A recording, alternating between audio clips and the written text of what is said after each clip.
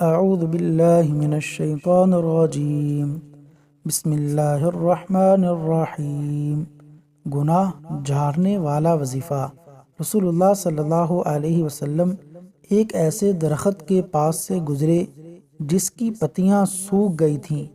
آپ نے اس پر اپنی چھڑی ماری تو پتیاں جھڑ پڑیں، تو آپ صلی اللہ علیہ وسلم نے فرمایا، الحمدللہ وسبحان اللہ، الحمدللہ وسبحان اللہ ولا الہ الا اللہ واللہ اکبر۔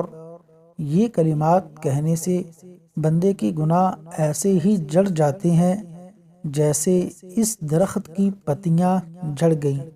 صحیح الجامع، حدیث نمبر 1601۔ اللہ تبارک و تعالی ہمارے گناہوں کو معاف فرمائے، آمین۔